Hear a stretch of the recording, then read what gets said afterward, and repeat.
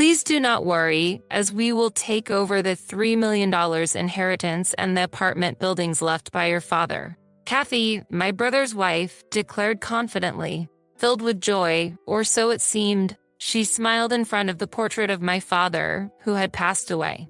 She looked like the embodiment of evil. However, she was under a grave misunderstanding. Until that misunderstanding was cleared, I would patiently endure. I couldn't let all that my father left fall into the hands of such a person. My name is Sarah. I am a 45-year-old unmarried woman. Hey Sarah, could you do a final check on the blueprint that's due tomorrow? Sure, Dad. At my father's request, I started the final check on the blueprint. I work at my father's architectural firm, handling both clerical and design work. Ever since I was young, I've been interested in my father's work, aspiring to have the same career as him. For this purpose, I studied architecture and design in high school and university and joined my father's company immediately after graduating. We have continued the business together. I have been designated as the next manager by my father, and I have the trust of our employees. I have an older brother who is 5 years older than me and a liberal arts major, but he has no interest in design and is unlikely to be involved in the management or operation of the company in the future, so I am not particularly worried about the succession of the business. It is a small company with about 15 employees that my father took over from my grandfather. I intend to cherish and grow this company from then on. That's my resolution. Dad, I've finished all my work. I'll head home and start preparing dinner. Thank you, and good job for today. My father normally insists that employees leave on time unless there is a special situation. On that day, as 6 p.m. approached, most of the staff had already left for home, and only my father and I remained in the office. He always said a manager should work diligently and not slack off, and he would work late into the night every day. I have respected my father for many years for this. However, he was turning 75 that year. He was not young anymore, and I wished he would avoid overworking. Upon arriving home, the house was pitch black. My mother had died in an accident when I was in my 20s, and now it's just my father and I.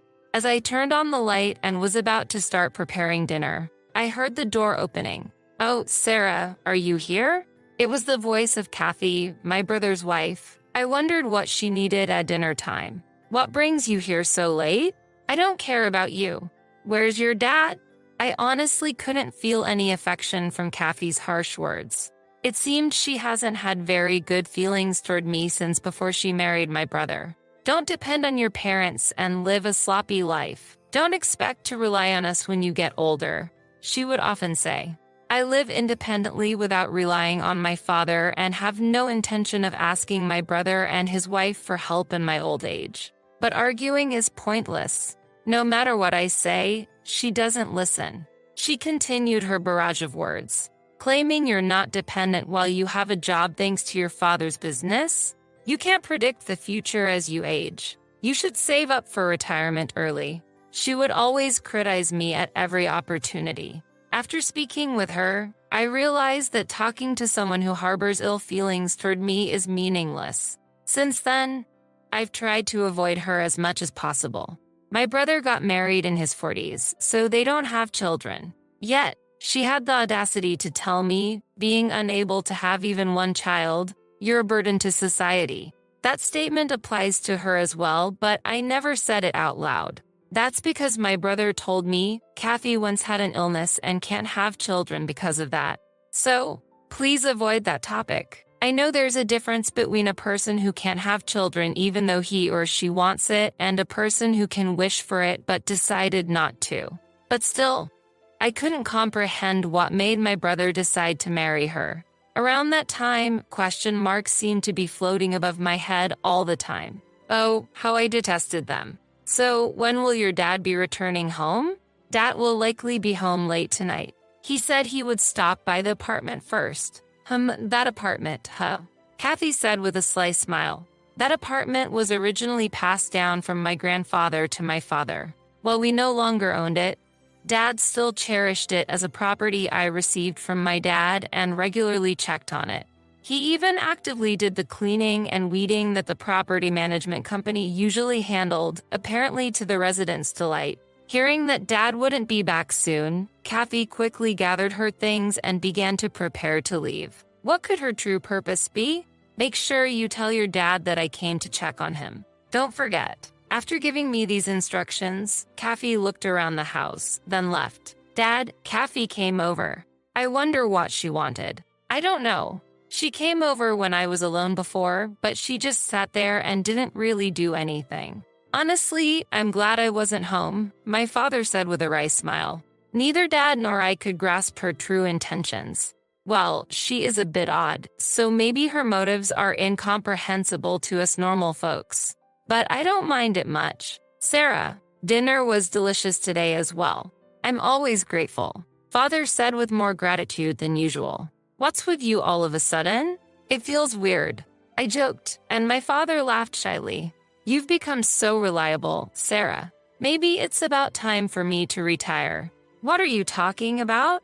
I still have so much to learn from you, Dad. Is that so? Well, I guess I'll take a bath and head to bed. Good night. Good night. A week later, he suddenly collapsed at work. At the time, I was in a meeting at a client's office and received an urgent call from a colleague. Sarah, the boss. My father, unconscious, was rushed to the hospital. I immediately wrapped up my work and headed to the hospital, called my brother right away, and then contacted Kathy. My brother promised to come to the hospital quickly, but Kathy's response was, do I need to go there? You're there, aren't you, Sarah? What? To have such a reaction when your father-in-law is in critical condition. However, it was pointless to argue now. I tried to remain calm and persuade her. Actually, Dad's condition is quite critical. At least come to say goodbye. You used to visit my father often, didn't you? But an unexpected response came back. Yeah, I was just trying to be in his good books, hoping to get some information about the inheritance. Hearing Kathy say that so nonchalantly, I was speechless. I'm not good with hospitals. And if there's a funeral, I need to get my hair and nails done. I don't have time to go to the hospital. Her utterly impossible attitude was brimming with vitality. This person is simply no good. Understood, then never mind. I couldn't contain my anger and raised my voice. I hoped this outrage would make her reflect, even if just a little. But the response that came back was this: contact me after he passes away. I'm busy too. Her dismissive tone increased my anger toward her. She was more than just an unpleasant person. Being legally recognized as family, as sisters with such a person, was unbearable. 2 hours after that call, my father passed away quietly. He was 75 years old. We immediately began arranging the wake and the funeral. There wasn't even time for the family to mourn due to the rush of various preparations. Despite this, my brother, who should be fulfilling his duty as the chief mourner, seemed emotionally detached. Sarah, did Dad have any special illness? His passing seemed so sudden. What exactly does the chief mourner do? Do you know? Wait, I have to give a speech. That's such a hassle. At 50 years old, my brother was failing to fulfill his role as the chief mourner. I was angered by his nonchalant remarks, but I was even more astonished by Kathy's attitude. Why should I, as the wife of the eldest son, have to step forward? I hate troublesome things. You do it. With that, she immediately disappeared to the back. I was also scrambling with greeting the attendees, detailed meetings with the funeral home, and interactions with the company. In the midst of all this business, her indifference was unbearable. I could understand feeling inconvenienced since he wasn't her own parent, but such an attitude was inexcusable. My anger turned to sadness. Well, Kathy has her own difficulties, too. Sarah, please handle her part as well. My brother was always taking Kathy's side. Does he even know the rude things his wife has said? Those words nearly escaped my lips, but I felt it was futile to inform my ineffectual brother of the reality. In the end, I ignored my brother and his wife and focused on fulfilling my duties. With the help of relatives, we managed to complete the funeral without incident. It was during the first 7 days of mourning when the relatives gathered again, sharing drinks. He passed away without suffering, so he must be content now. The one who spoke to me was my father's younger sister, my aunt, who was 15 years his junior, still young at 60. To me, my aunt was like a sister whom I could talk to about anything, despite our age difference. As my aunt and I were reminiscing, Kathy suddenly stood in front of us, exuding the aura of a villain from a drama. If this were a drama, even someone who just tuned in would immediately know she's the antagonist. Shall we get started? What are you starting? I tilted my head, not grasping her intention. It's about inheritance. My husband is the eldest son, so the $3 million inheritance and that apartment are rightfully ours. I checked the bank book the other day. My aunt and I were surprised by this abrupt talk of inheritance, exchanging glances. How did she check the bank book, which was securely locked away in the depth of a safe? We were at a loss for words. Kathy, presuming to control the situation, confidently continued. You have the company and this house, don't you? What more could you want? Well, that's... Before I could explain, she unilaterally pushed on with her agenda. Next to her, my brother, as if uninterested, simply kept drinking silently. Maybe I'll raise the apartment rent a bit. If the rental income increases, our life will be easier. Or maybe we could rebuild it. Your dad really left us a valuable inheritance. Her loud voice echoed, and the relatives fell into a hushed silence. But then someone couldn't suppress a laugh. One uncontrollable laugh spread to others, who began to look down, covering their faces with handkerchiefs. Then my aunt whispered to me, "Is she joking? If you have something to say, speak up." Kathy glared at my aunt with her arms crossed, looking imperious. My aunt and I could only offer a wry smile. Taking a deep breath, I began to explain the situation. Kathy, there is no inheritance left for my brother to receive." "What do you mean?" "There's no way there is nothing. Are you trying to trick me?"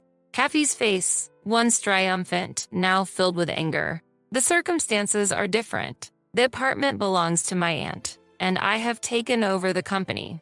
The inheritance from Dad has already been passed on completely, so there is nothing left for my brother to inherit now." "What? That's news to me. I haven't been informed of anything at all. Since this was decided before my brother married Kathy, it's understandable that she didn't know. Here's the situation. It was only natural for my father to want to pass the company to me after years of working with him. I had initially resisted, feeling it to be a heavy responsibility, but it was very important to him. He had a strong desire to pass his business on to his own flesh and blood. When I decided to take over the management, we went through the proper legal procedures for inheritance with a lawyer. As for the apartment, it's Dad's lifetime gift to my aunt and uncle, a decision made when Grandpa passed away. Everything about the company has been settled, and my brother agreed when it was decided that I would take over.